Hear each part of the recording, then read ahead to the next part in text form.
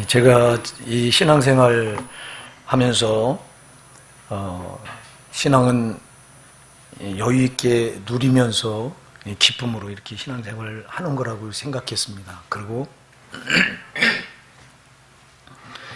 그렇게 신앙생활을 지금까지 해왔습니다. 근데 어느 날 말씀에 눈을 뜨고 보니까 신앙은 여유 있게 그렇게 누리고 즐기면서 하는 게 아니라 긴장하면서 하는 거다 하는 걸 깨닫게 됐습니다. 왜 그러냐니까 신앙생활은 영적인 싸움이기 때문에 그렇습니다. 싸움을 즐기면서 할 수가 없잖아요. 이게 죽느냐 사느냐가 달려있는 이 전쟁터에서 누가 그 전쟁을 여유를 부리면서 뭐 그냥 이렇게 즐기면서 이렇게 할 수 있겠어요. 항상 긴장의 끈을 놓을 수가 없잖아요. 이게 똑같습니다. 우리 영적인 싸움도요. 오히려 그냥 싸움과 영적인 싸움은 차원이 다릅니다. 우리 영적인 싸움은 영생이냐 영벌이냐 천국이냐 지옥이냐가 달려있기 때문에 더 이게 치열한 싸움인데 문제는 이게 안 보여요. 눈에 안 보이는 영적인 싸움이기 때문에 우리가 긴장의 끈을 놓기가 참 쉽고요. 우리가 그냥 안 보이기 때문에 아무렇지도 않은 것처럼 이렇게 신앙생활을 할 수 있다는 이게 참 맹점이에요, 이게요. 그래서 영안이 열려져서 영의 세계를 보는 사람은 항상 긴장할 수밖에 없습니다. 나는 여러분의 영안이 열려져서 이 영적인 싸움을 정말 이렇게 똑바로 직시하면서 내가 영적인 싸움터에 서서 하루하루 살아간다고 하는 걸 잊지 마시길 바랍니다. 이게요, 영안이 열려지지 않으면 못 보기 때문에 그냥 신앙생활을 되는 대로 할 수밖에 없어요. 근데 여러분들이 하나님께서 여러분 영의 눈을 열어주셔서 믿음의 눈을 열어주셔서 그래서 여러분을 하여금 그 마귀가 나를 어떻게 집어삼키려고 온 수단 방법을 다 동원해서 지금 나를 집어삼키려고 도전해 오는가, 이게 여러분 영의 눈으로 볼 수 있다면요, 그렇다면 우리는 안심하거나 자만하거나 또 이 정도면 됐다거나 아니면 그 여유 있게 즐기면서 이렇게 이런 신앙을 절대 못 붙든다. 이건 안 되는 거다. 여러분의 목사가 더 기도하려고 하고 더 말씀 붙들고 살려고 하는 이유는 바로 그 원리 때문에 그래요. 영의 세계를 보면 아주 치열합니다. 그래서 이 싸움을 반드시 이겨야 되는데, 근데 과연 반드시 이기느냐고요. 오늘 우리가 본문에 보면 사대교회, 너무도 잘하는 교회죠. 이 사대교회는 이 요한계시록 2장부터 3장에 7교회가 나오는데, 에베소 교회, 서머나 교회,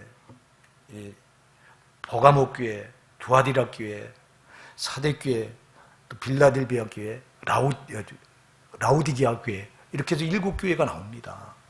7교회는 이 세상에 현존하는 모든 교회의 양태를 그대로 나타냅니다. 어떤 교회는 에베소 교회 같은 교회가 있는가 하면, 어떤 교회는 또 라우디게아 교회 같은 교회도 있고요. 어떤 교회는 또 서머나 교회 같은 교회가 있는가 하면 두아디라 교회 같은 경우도 있다 하는 걸 말해주려고 여기다가 7교회를 이렇게 기록을 해놓고 주님께서 이 7교회 편지를 다 써보냅니다. 그러면서 잘하는 교회는 너는 이 부분을 잘하고 있다, 못하는 교회는 너는 이 부분을 지금 못하고 있다 하면서 다 지적을 해주세요. 그런데 오늘 본문에 나오는 이 사대교회는 정말 못하는 교회였습니다. 정말 주님께로부터 책망을 많이 받았던 교회가 사대교회입니다. 주님께서 오늘 본문에 보면 이렇게 말합니다.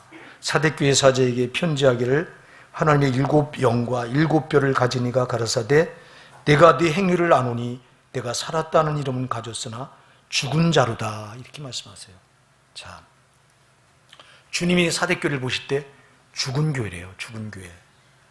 야, 자기들은 살았다고 말하는데 사람들은 사대교회를 보고 저만은 대단한 교회다, 살았다, 이 말은 영향력 있다, 여러 부분에서 활동력이 있다, 왕성하다, 이런 말이에요. 그러면 자기들은 왕성하게 활동하고 있고 자기들이 볼 때는 잘하는 것 같은데, 그런데 주님이 보실 때 뭐라고 말씀하냐니까 죽은 자래요. 여러분, 신앙은 내가 나를 평가하는 게 아닙니다. 주님이 나를 어떻게 평가하느냐입니다. 내가 암만 잘한다고 떠들어봤자 주께서 사대교회처럼 죽은 자라고 말하면 이건 끝난 거예요. 이 사대교회는 이 규모가 상당히 컸던 교회고요. 자기들이 살았다는 이름을 가졌다고 말할 정도로 그 주변에 영향력을 많이 끼쳤던 그런 교회예요. 근데 주님이 오실 때는 죽은 교회라는 거예요. 죽은 교회. 자, 여러분, 오늘 우리가 우리 자신을 한번 점검해 보면 과연 내 신앙이 살아있는 신앙인가, 죽어있는 신앙인가를 꼭 점검하셔야 됩니다. 주님이 오실 때 어떠냐 이 말이에요. 사람이 볼 때가 아니라, 내가 볼 때가 아니라, 우리는 자꾸 나를 이렇게 보호하려는 그 본능이 있어요. 나한테 후하려고 하는 본능이 있어가지고 나는 나를 잘 못 봐요. 그래서 나는 잘하는 줄 알고 있어요. 그래서 이게 이렇게 속다가 이제 심판 앞에 딱 서면 이때 실체가 다 드러나요. 예, 하나님 말씀으로 딱 우리 행위를 다 대조하는데, 여러분들이 요한계시록 20장에 가서 12절 이하에 가서 보면요, 책들이 펴져 있는데 그 책들이 펴져 있고 또 다른 책이 있는데, 이 책들은 성경 말씀이에요. 그리고 또 다른 책은 내 행위를 기록한 행위책, 생명책과 행위책이에요. 그러면 내 행위를 말씀과 이렇게 대조해 봐서 그때 다 잘못된 것들은 거기서 드러나는 거예요. 그러니까 여러분, 내가 잘한다고 생각하면 안 되시고요. 항상 우리는 그래서 두려웠고 떨림으로 신앙을 붙드셔야 돼요. 제일 나쁜 신앙이 사대교회처럼 나는 살았다는 이름을 가졌다고 나를 모르는 이 신앙이 제일 나쁜 신앙이에요, 여러분. 이런 신앙은 왜 나쁘냐? 회개를 하지 않아요, 회개를. 여러분, 제일 중요한 게 회개잖아요. 우리가 어떤 잘못을 했어도 주님은 회개하는 자는 동의서에서 본 것 같이 죄가를 옮기겠다고. 시편 103편 12절에 보면 동의서에서 본 것 같이 우리 죄가를 우리에게서 멀리 옮기셨다. 할렐루야. 회개하면 완전히 반대로 다 던져버리는 거예요. 이사야 38장에 주님이 우리 죄를 등 뒤로 던지면 돌아도 안 본다고 그랬어요. 돌아도 안 본다고. 회개가 이렇게 참 소중합니다, 여러분. 근데 나를 아는 사람이 회개를 하지, 나를 모르는 사람은 죽었다 깨나도 회개를 안 해요. 그러니까 이 사대교회 같은 경우는 자기들이 잘한다, 나는 영향력이 있죠, 사람들이 다 대단하다고 말하죠. 그러니까 회개할 게 어디 있어요. 잘하는 줄 알고 속고 있는데. 그래서 여러분, 마귀가 하는 수법이 뭐냐면 우리 속이는 거예요. 이만하면 된다고 속이는 겁니다, 여러분. 여기에 놀아나면 안 됩니다. 여기에 속다가 그 속은 게 심판 앞에서 거기서 다 드러나면 우리는 그때 심판을 받고 영원한 저 지옥 형벌을 못 면하게 되는 건데, 우리가 오늘 본문을 꼭 기억해서 사대교회처럼 우리가 자만에 빠지거나 이만하면 됐다고 하거나 교만에 빠지거나 절대 그럴 수 없습니다. 우리가 정말 어떤 경우라도 자만하지 말고 속지 말고, 내가 여기 사대교회처럼 죽은 자는 아닌가, 한번 우리 죽은 신앙이 아닌가 돌아보셔야 됩니다. 그럼 죽은 신앙이 어떤 신앙입니까, 여러분? 죽은 신앙. 우리가 야고보서 2장 17절에 보면요, 이와 같이 행함이 없는 믿음 그 자체가 죽은 것이니라 그랬습니다. 예, 여러분, 말씀을 많이 듣고 많이 알아요. 자, 오늘날 신자들이 귀가 얼마나 발달됐는지 몰라요. 많이 들었어요. 말씀이 홍수를 이루고 있습니다. 여러분들이 인터넷 보면 유튜브 같은 데서 얼마든지 설교를 들으려면, 좋은 설교 들으려면요, 수도 없이 여러분 들을 수 있습니다. 얼마나 말씀이 홍수를 이루고 있는 시대인지 몰라요. 근데 중요한 거는 홍수가 물이 넘쳐서 흐르는데 정작 마실 물이 없다는 거예요, 여러분. 예, 여러분이 홍수가 나면요, 제일 문제가 뭔지 아세요? 마실 물이 없어요. 다 물이 오염돼가지고 진짜 마실 물이 없는 거예요. 그러니까 말씀은 홍수를 이루는데 과연 우리 영혼을 살릴 수 있는 진실된 참 생명수 그 말씀이 있느냐. 그러니까 여러분들이 유튜브 볼 때 이 설교 저 설교 분별력 없이 듣다 보면 여러분 신앙은 이것도 아니고 저것도 아니고 죽도 아니고 밥도 아닌 신앙이 돼버리는 거예요. 오늘날 한국교회 이런 신자들이 얼마나 많은지 모릅니다. 그래서 여러분들이 한 교회 한 담임 목사 밑에서 신앙을 체계적으로 이 신앙생활을 한 사람들은 신앙의 뿌리가 딱 박혀서 일관성이 있습니다, 신앙에. 근데 유튜브를 듣고 이렇게 신앙생활을 하는 분들은 이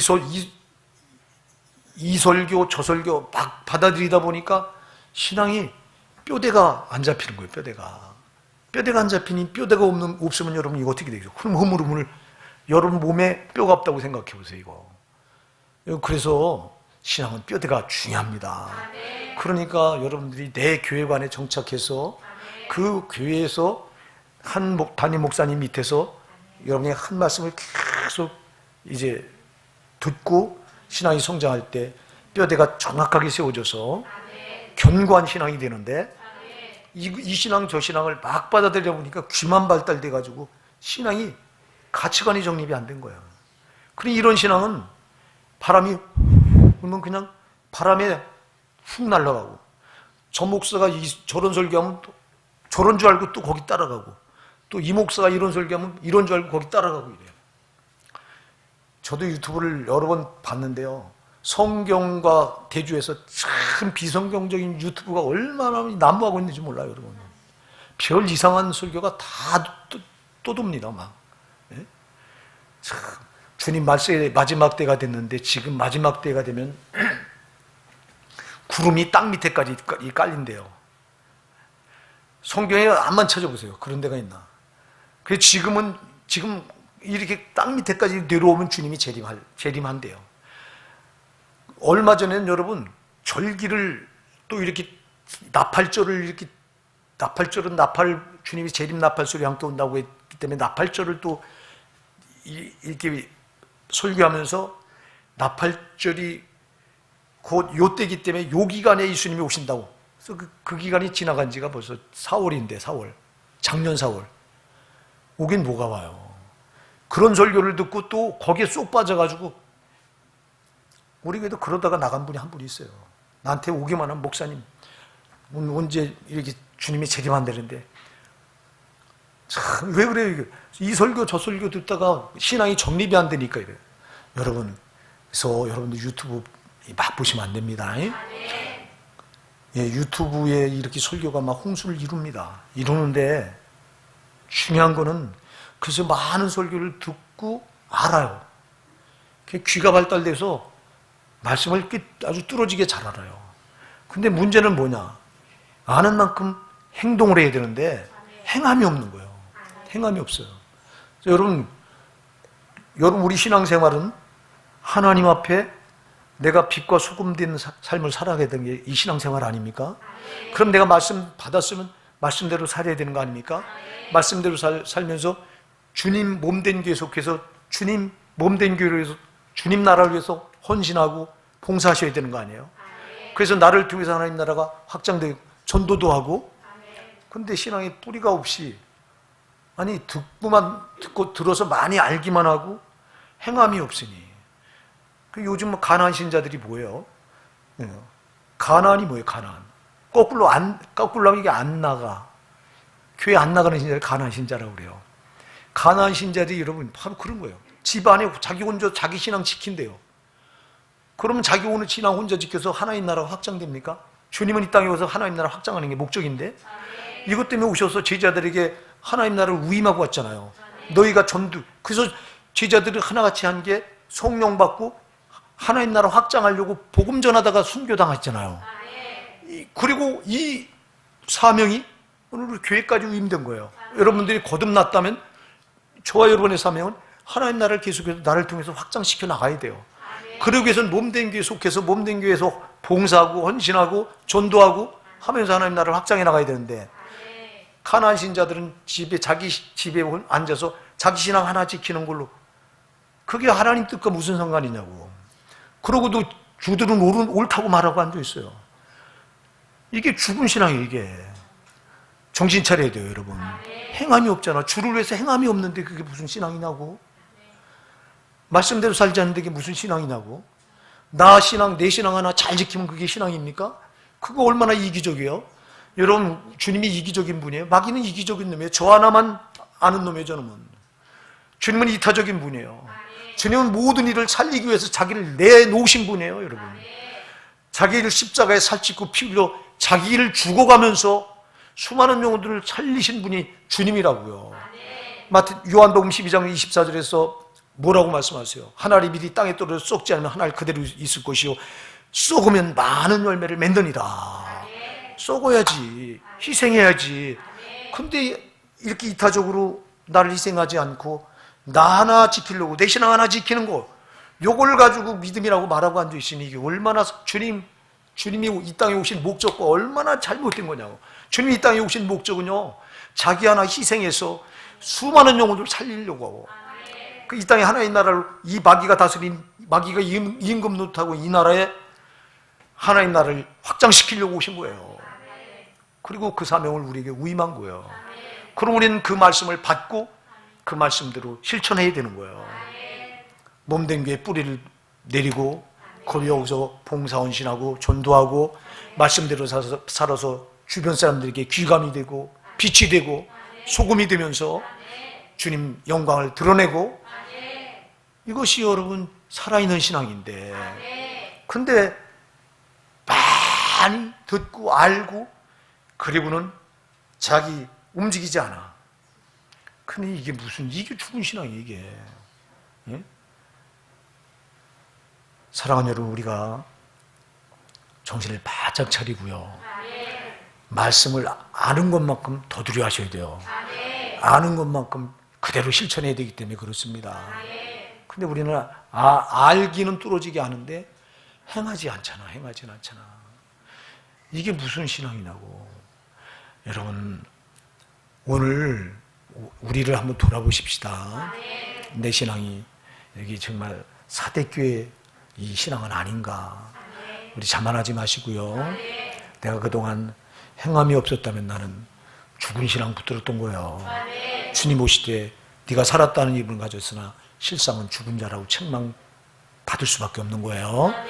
오늘 우리가 정말 지금까지 신앙을 돌아보면, 제가 그래서 서두에 나는 신앙을 즐기는 줄 알았고요. 그리고 여유 있게 하는 줄 알았어요. 말씀 그대로 지키지 않아도 되는 줄 알았어요. 교리 가지고 제가 목회할 때, 그래서 나는 그렇게 중요한 줄 몰랐어요. 나는 이 정도 하면 나는 천국 갈 수 있다고 자부했던 사람이에요. 내가 목사고, 그리고 또 난 양심껏, 그래도 나는 다른 목사들보다 양심껏 난 목회한다고 난 이렇게 생각했기 때문에 나는 회개할 게 별로 없었어요, 회개. 제가 교리 가지고 목회할 때 회개해본 기억이 별로 안 나요. 이미 천국은 이미 난 들어갈 자인데 나는. 근데 여러분 보니까 말씀에 눈이 뜨여져서 말씀에 돌아와 보니까 세상에 치열한 영적인 전쟁터에서 내가 하루하루 살아가야 되는 건데, 이 전쟁은 이기느냐 지느냐가 달려있는 건데, 지면은 아무것도 아니더라고. 지면은 소용이 없는 거더라고. 그런데 나는 지는 신앙을 붙들고 있으면서도 안심했고 여유를 부렸고 그리고 즐겼어요. 여러분, 영적인 싸움은 치열합니다. 여러분, 마귀를 과소평가하면 절대 안 됩니다. 저놈은 우리 힘으로 당해낼 수 있는 놈이 절대 아닙니다, 여러분. 먼저 못 당해내는 이유가 눈에 안 보여요, 저놈이. 눈에 안 보이는 저놈이 세상에 있는 모든 걸 다 지가 제 손에 지고 있기 때문에 세상에 있는 모든 것들로 우리를 공격해 옵니다, 여러분. 특히 저놈이 지고 흔드는 게 만몬이기 때문에 물질, 돈이라고, 이 돈. 돈의 힘이 얼마나 막강한지요. 돈의 힘 앞에 안 넘어가는 자가 누가 있어요, 돈의 힘 앞에. 돈을 가지고 흔들어대요, 돈을 가지고. 또 여러분, 사람을 가지고 힘 있는 사람을 딱 나한테 붙여놓고 그 사람을 가지고 나를 괴롭혀와요. 저놈 마귀는 또 상황도 제 마음대로 할 수 있고 환경도, 이 세상 돌아가는 건 제 손 안에 있기 때문에 이러면 상황을 얼마든지 바꿔놓을 수 있고 환경도 얼마든지 바꿔놓을 수 있어요. 이러면서 나 하나 괴롭히는데, 괴롭히는 주목적은 뭐냐? 나의 믿음 내놓으라는 거예요. 믿음. 내 믿음 흔들어서 그 뺏으려고 하는 겁니다, 여러분. 그럼 우리가 얼마나 많이 저놈한테 이렇게 당하면서도 전혀 몰랐던 거예요. 저놈을 우리가 너무 과소평가했던 거예요. 그리고 영적인 싸움 자체를 우리가 의식하지 못했던 거예요. 사랑하는 여러분, 금년에는 하루하루가 치열한 영적인 싸움이라고 하는 걸 잊지 마시기 바랍니다. 이 사대교회처럼 우리가 죽은 신앙 붙들고 있다면 이게 뭐예요?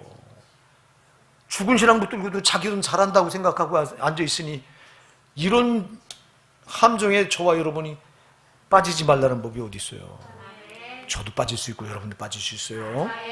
오늘 우리가 그러면서 주님은 이렇게 말씀해요. 2절에서 너는 일깨워 그 나무가 죽게 된 것을 굳게 하라. 내 하나님 앞에 내 행위에 온전한 걸 찾지 못하였노니. 자, 내가 살았다는 이름은 가졌으나 내가 네 행위를 나누니. 행위가 중요해요. 행위, 여러분. 아멘 하세요. 신앙은 행위가 반드시 따라야 돼요. 그래서 내가 네 행위를 아노니, 내가 살았다는 이름을 가졌으나 죽은 자로다. 너는 일깨워 그 나무가 죽게 된 것을 굳게 하라. 내 하나님 앞에 네 행위에 온전한, 두 번 말해요. 내가 내 하나님 앞에 네 행위에 온전한 걸 찾지 못했다고 말해요. 여러분, 행함이 없었다고 말해요. 사랑하는 여러분, 그러면서 너는 일깨워 그 나무가 죽게 된 걸 굳게 하라. 내게 남아있는 신앙만이라도 다시 돌이켜 깨어서 다 굳게 붙들으라고 말씀해요. 하나님은요, 사대교회 같이 이렇게 소망이 없는 교회도요 살리기 원하시는 거예요. 그래서 여러분, 우리가 나는 틀렸어, 나는 뭐 안 돼, 난 해봤자 안 돼, 이렇게 포기하지 마시고요. 지금부터 결단해서 내가 지금까지 못했을지라도 지금부터 결단해서 지금부터 잘하기로 결심하시고 시작하면 됩니다. 수도 없이 제가 이 얘기를 하는데요, 신앙은 지금이 중요해요. 지금. 고린도후서 6장 이제 보라, 지금이 은혜 받을 만한 때요, 지금이 구원의 날이로다. 지금이에요. 지금 시작하면 되는 거예요, 사랑하는. 그래서 사대교회도요, 지금이라도 좋다는 거예요. 너는 일깨워 그 남은 바, 내게 조금이라도 남은 게 있다면 남은 바 죽게 된 그것을 굳게 붙잡으래요. 할렐루야. 네가 지금까지 다 죽었냐? 그런데 조금이라도 남은 게 있냐? 그거만이라도 붙들고 다시 일깨어서 그걸 꽉 붙잡으래요. 왜 그럴까요? 망하는 걸 주님 보시지 않겠다는 겁니다. 네가 지금까지 죽은 신앙을 붙들었지만 네가 조금이라도 소망 남아있는 거, 여러분이요, 신앙생활 다 못했다고 칩시다. 오늘 이 자리에 나와서 예배하고 가정에서 지금 화상 예배 드린다면 여러분 남아있는 거예요. 그 신앙이. 그거라도 붙들고 굳게 하라는 거예요. 주님은요, 우리를 절대 지옥 보내려고 하시는 분이 아니에요.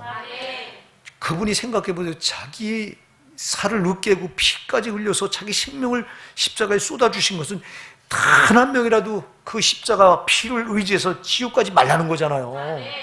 그렇기 때문에 주님은 내가 죽었으니 너희는 절대 죽지 말라는 거예요. 내가 지옥 형벌의 고통을 내가 대신 다 받았으니 너희는 절대 지옥 떨어지지 말라는 겁니다. 그래서 오늘 사대교회도 내게 너는 일깨워, 이거 호소입니다. 주님이 너는 일깨워 그 나무가 죽게 된 것을 굳게 하라. 호소하는 거, 호소. 네가 지금 너는 죽은 자지만, 지금까지 네가 죽은 신앙을 붙들었지만, 그러나 내게 조금이라도 남아있는 거 있지 않냐? 그 조금이라도 남아있는 거, 그거 꼭 붙들고 다시 일깨어서 다시 한번 일어나서 그거 꽉 붙들어라. 다시 시작하라는 거예요. 사랑하는 여러분, 이 사대교회가요, 그러면서 또 이렇게 말씀하세요. 3절 중요한 말씀을 하세요. 그러므로 내가 어떻게 받았으며 어떻게 들으니 생각하고 지켜 뭐하라? 할렐루야. 참 회개하래요. 회개가 중요합니다, 여러분. 회개만 하면 삽니다. 회개. 만일 일깨지 아니하면 내가 도적같이 이르리니 어느 시에 네가 임하면 네가 알지 못하리라. 여러분, 멸망이 어느 날에 임할지 알지 못하니 너는 항상 껴있으라는 거예요. 회개로 껴있으라는 거예요. 회개로. 오늘 우리가 보고 있는 본문의 주제가 사대교회 이기는 자 이런 주제인데요. 자, 여러분 사대교회가 앞에서 말씀드려요. 죽은 교회요. 책망만 받았던 교회인데 근데도 그 중에도요 하나님 보실 때 이기는 자가 있더라고요. 여러분 심판은 하나님께서 이 공동체 전체 내리는 게 아니에요. 잘 기억하셔야 돼요, 여러분.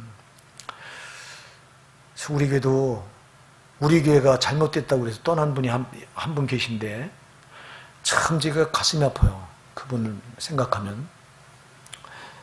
우리 교단이 잘못된 교단이라고 떠났어요. 우리 교회가 잘못된 교회가 아니라 우리 교회가 잘못된 교단에 들어있다고. 우리 교단이 백석총회인데 백석총회가 잘못됐대요. 왜 잘못됐냐 그랬더니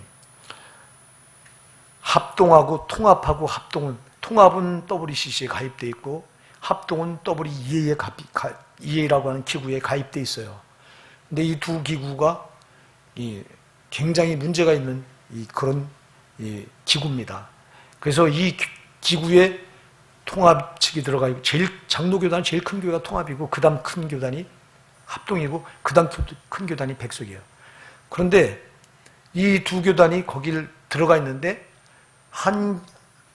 한교총이라고 하는 이 기구를 만들었는데 여기 이 기구를 이제 우리 교단이 지금 우리 교단 총회장이 한교총 회장이에요. 거기 3명이 회장인데 그 중에 1명이 우리 교단 총회장이 회장을 하고 있는데 근데 그 합동총회장, 합동총회 또 통합총회가 같이 이렇게 해서 연합해서 활동을 한다고. 연합해서 활동을 하니까 우리 교단이 잘못됐다고. 그래 잘못된 교단 있으면 안 되지 않냐고. 목사님 우리 교회가 여기 탈퇴해야 되는 거 아니냐고. 제가 저한테 몇 번 그런 걸 던졌어요. 근데 우리 교단이 WCG에 가입된 것도 아니고 WE에 가입된 것도 아닌데 그 한교총이라고 하는 또 기구가 잘못된 게 아니고 이 건전한 기구입니다. 아주 성경적으로 하는 그런 기구예요. 한교총이. 근데 크게 잘못된 것도 아닌데 다만 그들과 연합해서 섞여 있다고. 그래서 우리 교회를 떠났는데요. 잘 기억하셔야 돼요. 사대교회가 다 망한 교회입니다. 하나님이 다 책망만 한 교회입니다. 근데 그 가운데도 이기는 자는 살더라고요. 그 신앙은 여러분 공동체적인 신앙보다 더 중요한 게 내 개인 신앙이에요. 여러분 내 개인의 신앙이 어떠냐가 중요합니다. 우리 호선내교가 다 하나님께 책망을 다 받을 수밖에 없는 교회라고 생각하더라도 이 중에서 이긴 자는 살리신다고요. 오늘 그래서 주님께서 4절에 보면 이렇게 4절 보면 이렇게 말해요. 그러나 사대에 그러나가 중요하죠. 그러나가 뭐예요? 앞에 책망을 했잖아. 실상은 살았다는 이름을 가져서 무한 자라고요? 죽은 자라고 책망을 하셨는데 그러나 그 사대에 옷을 더럽히지 아니한 자 몇 명이 되게 있어. 흰 옷을 입고 나와 함께 다니니 그들은 합당한 자인 연고라. 할렐루야. 그 사대의 옷을 더럽히지 않은 자 몇 명이 되게 있어. 그러면서 5절에 이기는 자는 이와 같이 흰 옷을 입을 것이요. 할렐루야. 사대교회도 이기는 자가 있더라고. 그렇게 하나님께서 죽은 교회라고 책망을 하시는데 죽었다고 말하는 그 신자들 가운데 살아있는 신자가 있는 거예요. 이기는 신자가 있더라고요. 이 진교회인데 사대교회는 진교회입니다. 이미 져버린 교회입니다. 그런데 그 지는 공동체 가운데도 살아있는 개인들이 몇 있더라고요. 이기는 교인들이 몇이 있더라 이 말이에요.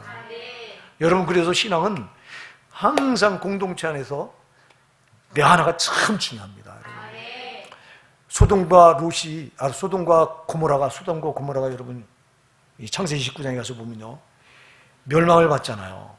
멸망을 받는데 의인 10명이 없어서 그 소돔과 고모라 도성이 하나님께 유황불로 멸망을 받는데 근데 그 가운데 롯은 살더라고요. 의인 롯은 구원을 받더라고요.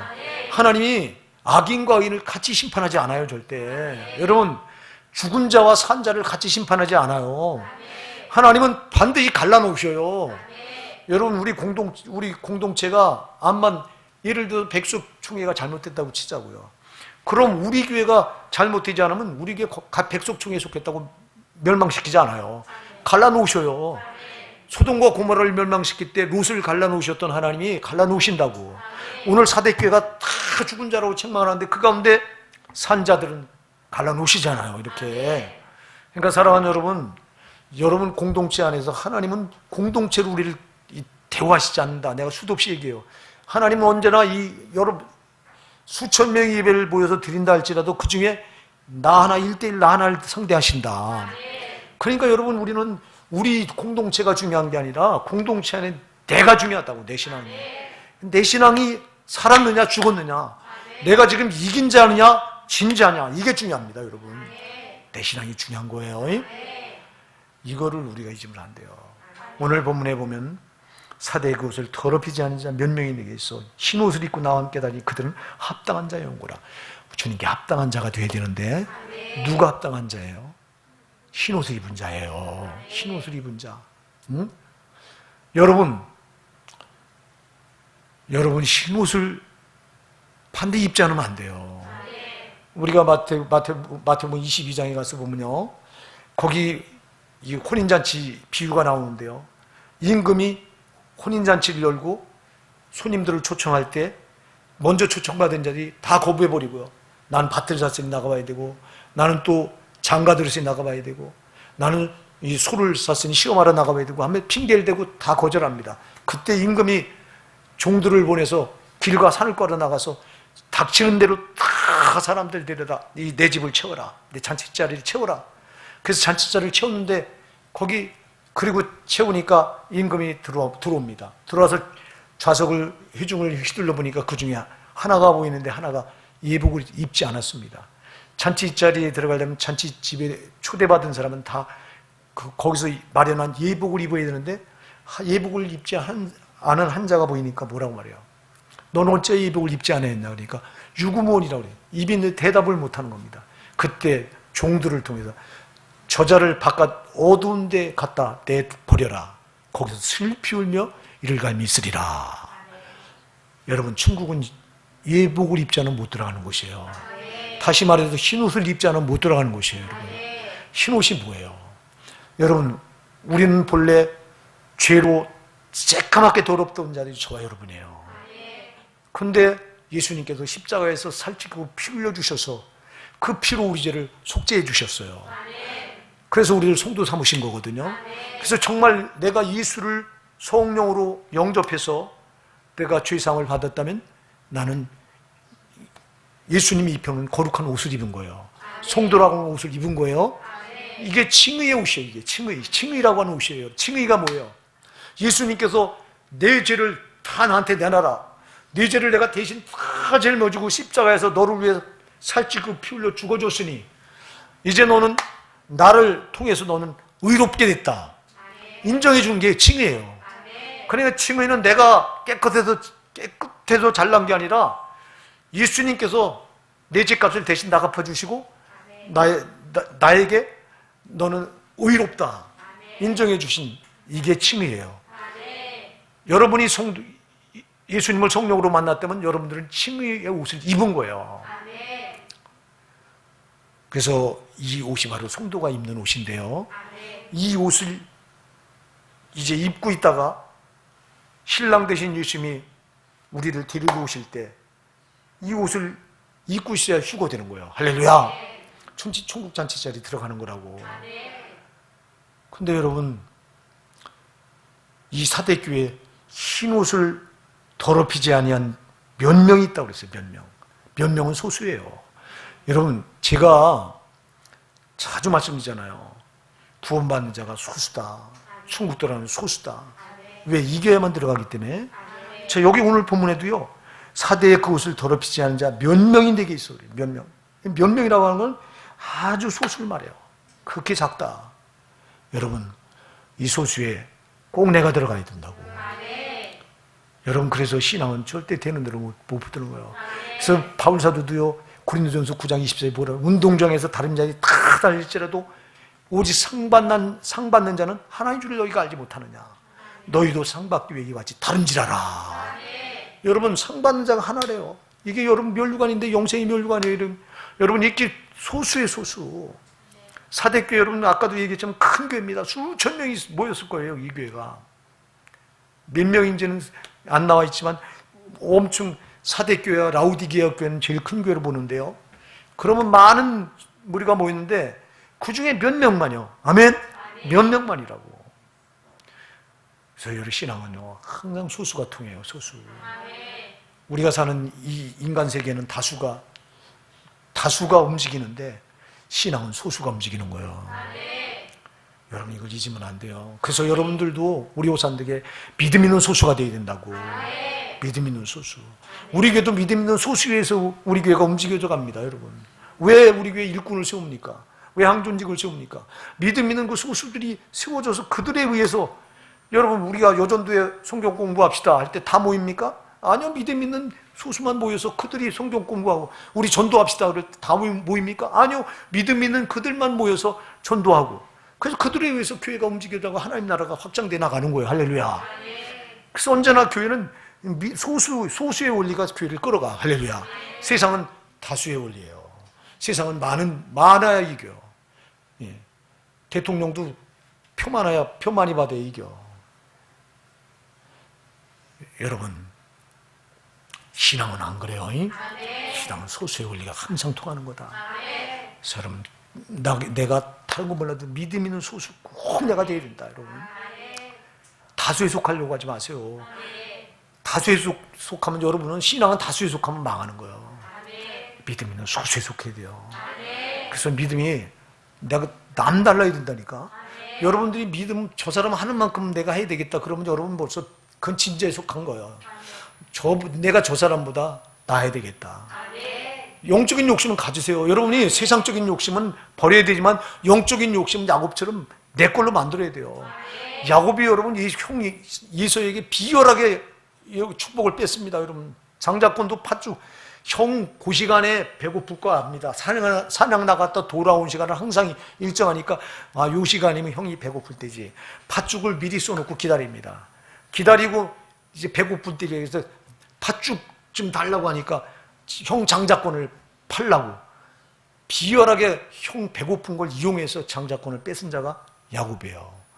그리고 형 예서를 아버지 이삭이 형 예서를 축복권을 장자기 때문에 그에게 축복하려고 했는데 어머니 리브가하고 작당을 해서 세상에 형 예서의 야곱을 속여서 이서의 축복을 속여서 뺏은 자가 누구예요? 야곱이에요. 그런데 뭘 뺏은 거예요? 세상 걸 뺏었어요? 아니에요. 신앙에 관련된 거예요. 이걸 뺏으니까 하나님 그걸 그대로 축복해요. 여러분 신앙은 욕심을 내셔야 되는 거예요. 세상 거는 욕심을 버려야 되지만 영적인 건 욕심을 내야 되는 거라고. 이 사람들이 소수예요. 이 사람들이. 이들은 옷을 더럽히지 않았다고 그랬어요. 예수님께서 십자가에 피 흘려 입혀주신 칭의의 옷을 나를 거룩하게 하셨으니 이 옷을 더럽히지 마셔야 됩니다. 이 옷을 더럽히는 건 죄입니다. 죄. 여러분들이 죄를 짓는 순간 이 옷은 더럽혀지는 거예요. 사랑하는 여러분, 그래서 우리가 이 흰 옷을 입지 않고는 하나님 앞에 저 천국에 못 들어갑니다.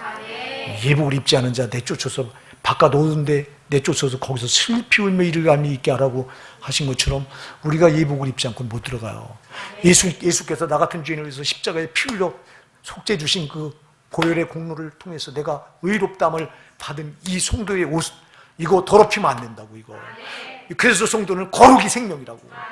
정말 깨끗하게 사는 것이 이게 생명이라고. 근데 누가 이렇게 살려고 들어요? 아까는 죽은 자가 되면 안 된다. 죽은 자는 행함이 없는 거다. 산 자는 말씀대로 그대로 행하는 사람들이다. 그래서 말씀대로 살아야 되는 게 이게 살아야 이긴 자가 되고요. 말씀대로 살아야 또 하나 여러분 죄로 예수께서 피 흘려서 입혀주신 칭의의 옷을 더럽히지 말아야 되고요. 이걸 더럽히지 말아야 이긴 자가 되는 거예요. 이긴 자가. 여기 오늘 5절에 이기는 자는 이와 같이 흰 옷을 입을 것이요 내가 그 이름을 생명책에서 반드시 흐리지 아니하고 그 이름을 내 아버지 앞과 그 천사들 앞에서 시인하리라. 할렐루야. 이기는 자는 생명책에서 그 이름을 반드시 뭐 한다고요? 흐리지 않는다. 지우지 않겠대요. 그럼 지는 자는 어떻게 하겠다는 거야? 지워버리겠다는 거예요, 여러분. 예수님이 피 흘려서 입혀주신 그 성도의 거룩한 옷, 이 칭의의 옷을 죄로 더럽히면 이제는 생명적이 지워버리겠다는 거야. 무서운 말씀이에요, 이게요. 무슨 말씀이에요, 여러분? 두렵고 떨리는 말씀이에요. 사랑하는 여러분, 근데 우리가 얼마나 많이 죄로 살았습니까? 우리 저와 여러분의 옷을 나봐. 정말 예수님께서 피 흘려서 입혀준 성도의 옷, 그 칭의의 옷을 영의 눈을 열어 볼 수 있다면 아주 더럽게, 아주 새까맣게 찌들어서 말도 못할 거예요. 그런 이 옷을 입고 어떻게 우리가 천국으로 들어가? 우리는 끝난 자들이지. 근데 놀라운 은혜가 하나 있잖아요. 그게 바로 회개잖아요.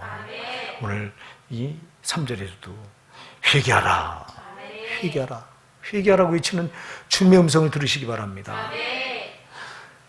회개로만 우리 죄로 더럽히는 이 칭의의 옷을 회개로만 빨 수 있습니다. 그래서 여러분들이 요한계시록 22장 14절에 가서 보면 그 옷을 빠는 자는 복이 있나니 저희가 생명나무에 들어갈 것이요 문들을 통하여 성을 들어갈 권세를 얻으려 함이로다. 할렐루야. 그 옷을 빠는 자가 복이 있다고 그랬어요. 이걸 빠는 건 뭐예요? 이게 회개입니다, 여러분. 회개로만 우리 예수님께서 피 흘려서 입혀주신 성도의 거룩한 옷, 이 세마포 옷을, 이 칭의의 옷을 예수님께서 첫 번째 단번에 예수님 피 흘렸어. 이게 딱 깨끗하게 해준 이 옷을 죄로 더럽히면 빨 수 있는 길은 딱 하나예요. 회개예요. 자, 회개는 두 가지가 반드시 들어가야 된다고 여러분들한테 제가 강조할 수도 없었어요. 회개는 먼저 예수님 피가 들어가야 돼요. 왜? 죄는 예수님 피 말고는 속죄받을 길이 없어. 그래서 내가 또 죄를 줘서 내 세마포를 더럽혔다면 예수님 피가 반드시 들어가야 돼요. 그래서 여러분들이 예수님이 흘리신 피 앞에 나가서 내 죄를 자백해야 된다고. 자백할 때 여러분 꼭 들어가야 되는 게 눈물이요. 할렐루야. 예수님 피와 내 눈물이 들어갈 때 이 옷이 빨려. 근데 우리가 예수님 피 앞에 나가서 잘못했습니다고 회개는 하는데 내 눈에서 눈물은 안 나와. 요거 마른 회개라고, 요거 이빨은 회개라고 말이에요. 요런 회개는 옷이 빨린 게 아니에요. 그래서 여러분들이 회개하려면 여러분 눈물이 반드시 동반돼야 됩니다. 그래서 시편 56편 8절에 보면 거기서 다윗이 이런 고백을 해요. 주께서 나의 고난을 계수하셨사오니 나의 눈물을 주의 병에 담으소서. 나의 눈물을 어디에 담으라고요? 주의 병에 담으소서. 주께서 나의 고난의 날을 계수하셨으니, 내 아픔을 계수하셨으니, 내가 이렇게 죄로 아파하는 거죠. 이걸 계수하셨으니 내 눈물을 주의 병에 담으소서. 주님, 내가 눈물을 주께 바치오니 그걸 주의 병에 담으래요. 할렐루야. 회개입니다, 회개. 시편 6편 6절에도 다윗이 뭐라고 고백해요? 내가 탄식함으로 곰핍하여 밤마다 눈물로 내 침상을 띠며 내 유를 적신하이다. 밤마다 눈물로 내 침상을 띠고 내 유를 눈물 없이는 회개가 안 되는 거예요, 여러분. 반드시 기억하세요, 여러분. 우리의 더러워진 세마포 옷을 빨 수 있는 유일한 길은 회개인데 회개는 반드시 두 가지가 꼭 들어가야 된다. 예수가 흘리신 피가 들어가야 되고, 그리고 여러분 내 눈물이 꼭 들어가야 된다. 그래서 여러분들이 회개할 때 눈물이 눈물이 흐를 때까지 그 앞에서, 예수님 앞에서 좀 매달리셔야 돼요. 내가 이런 죄를 졌습니다. 주님, 내가 잘못했습니다. 나를 용서해 주시옵소서. 주님, 내가 정말 죽을 죄를 저질렀습니다. 예수님이 나 같은 죄인을 위해서 죽으실 수 없는 창조주신 그분이 나 같은 죄인을 살리려고 그렇게 십자가에서 처절하게 살찌고 피 흘려서 이 죄악 덩어리를 이렇게 의롭다고 인정해 주셨는데, 성도의 세마포 옷을 입혀주셨는데 내가 죄로 또 더럽혀서 내가 지옥 갈 수밖에 없게 생긴 자입니다. 주님 흘리신 십자가 피 앞에 내가 또 나와서 회개하오니 주여 내 눈물을 주의 병에 담으소서. 다윗이 그랬던 것처럼 정말 그런 기도 올리셔야 돼요. 근데 이 기도가 쉽지 않아, 회개가. 그래서 제가 여러분들한테 회개하기 전에 먼저 뭐하라? 죄를 짓지 마라. 왜? 회개가 너무 힘들기 때문에, 쉽지 않기 때문에. 여러분, 그러나 반드시 여러분 죄를 졌다면 반드시 회개하셔야 되고요. 정말 여러분이 그래서 하나님 앞에 눈물 뿌려 회개하지 않고는 안 된다. 그래야 더러워졌던 내 옷이 또 예수님 십자가 회개할 때 그 십자가 피 의지해서 내 눈물을 쏟아내서 회개할 때 더러워진 내 옷이 또 깨끗하게 빨려서 주님 오실 때 이제 네가 나에게 합당한 자다. 우리 사대교회 이 이기는 명령을 향해서 그들은 합당한 자의 연고라 말씀하신 것처럼 우리를 회개가 완전히 되실 때 합당하다고 인정해 주시는 거예요. 사랑하는 여러분, 오늘 우리가 치열한 영적인 전쟁터에 싸우고 있어요. 하루하루 여러분 이 두 가지예요. 말씀 들어서 듣고 가족만 있으면 안 되고 반드시 행하면 따라야 돼요. 행하셔야 돼요. 그래야 죽은 신앙이 안 돼요. 또 하나는 여러분, 예수님이 피 흘려서 나를 의롭다 해주셨으니 그 거룩한 성도의 옷을 더럽히지 마셔야 돼요. 만일 죄로 더럽혔다면 여러분들이 예수님 흘리신 십자가 피 앞에 나가서 눈물 뿌려 회개함으로 이제 제산 받고 여러분이 다시 내 옷을 거룩하게 시게 만들어 놓으시고 항상 그래서 회개를 들고 살라고 제가 말씀드리잖아요. 회개를 지금 이 시간 들고 있어라. 왜? 우리는 어떻게 어느 시에 어떻게 죄를 질지 모르니 항상 그 시간 들고 있다가 여러분 꼭 눈물이 쏟아져야 되지만 그러나 여러분들이 정말 죄를 졌을 때 즉시 그 앞에서 주님 내가 잘못했습니다. 예수님이 흘리신 피 앞에 나가서 정말 주님 잘못했습니다. 용서해 주시옵소서. 내가 주님이 십자가 보혈을 또 부정하게 만들었습니다. 잘못했습니다 하고 진실되게 회개하는 순간 그 순간 죄가 도말돼요. 사랑하는 여러분, 여러분이 죄가 도말된다는 건 여러분 더럽혔던 죄가 싹 깨끗하게 빨아져서 깨끗한 세마포 옷을 항상 유지할 수 있다는 거예요. 회개로 한 여러분 세마포 옷을 깨끗하게 유지할 수 있어요. 항상. 그래서 회개를 항상 들고 사셔야 돼. 들고. 여러분들 요거 하나만 잘해도 절대 지옥 가잖아. 제발 회개를 들고 사셔. 들고. 그리고 기도할 때마다 예수 그리스도의 십자가 보혈. 주님 흘리신 피가 아니면 난 소망이 없습니다. 주님 피로 내가 지은 죄를 또 용서해 주시옵소서 하고 회개를 항상 들고 사시는 여러분 되시기 바랍니다. 보통 여러분 전철 타고 가다가도 운전하다가도 여러분 지은 죄가 생각나거든. 운전 때 자꾸도 주님 십자가 흘리신 피 앞에 여러분 묵상하면서 이렇게 눈 뜨고도 눈 감고 묵상하는 게 아니야. 눈 뜨고 이렇게 예수님 흘리신 십자가 흘린 피를 이렇게 내 머리에 지금 떨어지고 있다고 상상하시면서 그래 주님 내 이런 죄를 지금 자백합니다. 주여 용서해 주시옵소서 하고 죄를 짓 때마다 그 자리에서 즉시 여러분들이 자백을 하세요. 그러면 여러분은 깨끗한 옷을 계속 유지할 수 있습니다. 언제 주님이 오실지라도 여러분들은 틀림받을 수 있습니다. 내가 지금 당장 죽어서 심판대 앞에서도 여러분 지옥 가지 않을 수 있습니다. 그래서 최고에는 뭐다? 회개다. 회개를 항상 들고 사시오요. 금년에 여러분 딴 거 생각하지 말고 회개만 끝까지 붙들고 이기시기 바랍니다.